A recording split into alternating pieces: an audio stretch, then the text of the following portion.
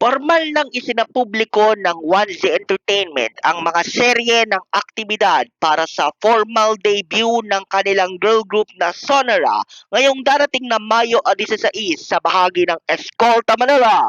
Pinangalan ng Sonora's World ang buong serye ng mga events na pupwesto sa tapat ng First United Building ng naturang kalye. At bukod sa tsansa na makita ng personal ang kanilang official live launching, magkakaroon din ng mga pop-up stores at iba pang mga fun activities na tiyak magiging memorable para sa mga bagong tagahanga ng grupong ito na mismong SB19 ang mga ngalaga sa kanilang karera. Alas 12 ng tanghali hanggang alas 10 ng gabi ng Mayo 16, tatagal ang nasabing one-day exhibit at walang ibang gagawin ng mga fans kundi magrehistro lamang sa mga links na makikita sa official social media pages ng Sonora. Ang deadline ng registration para sa mga gustong sulitin ang naturang weekend ay ngayong darating na Mayo 11. Matatandaan natin mga kamabuhay na Abril 18 unang ipinasilip sa kalagitnaan ng wakas at simulada trilogy concert ng SB19 ang Sonora na kinabibilangan ni Yumika, Ella, Tin, Dominic, Lay, Megumi at Namie bago sila muling nagpasiklab sa unang gabi ng Aurora Music Festival ng Clark, Pampanga nito lamang Mayo 2.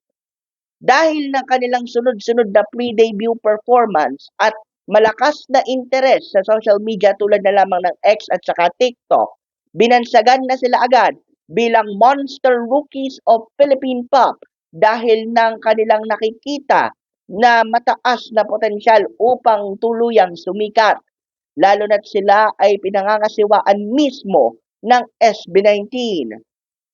Matindi rin ang usap-usapan na magsisilbing distributor para sa mga awitin ng Sonora ang Universal Music Group Philippines, partikular na ang Republic Records.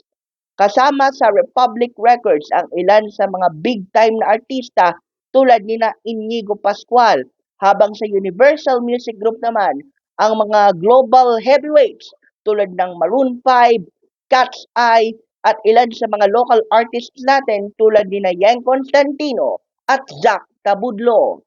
Abangan na lamang natin mismo sa Mayo 16 kung talagang UMG nga ang magsisilbing distributor ng Sonora, dahil matatandaan natin, bagaman self-managed ang SB19 sa ilalim ng 1Z Entertainment, ay Sony Music naman ang mismong nagtitimon ng distribution ng kanilang mga kanta. Yan ang totoong balita mula sa Mabuhay Radio Japan Worldwide. Sa bawat oras, bawat himig, nananatili kaming walang takot, walang pinapaboran. Ito, ang Senbatsu Patrol number 2 Stephen Saraspe Perez. Nag-ulat sa larangan ng SB19 dito sa ating Batangas Bureau.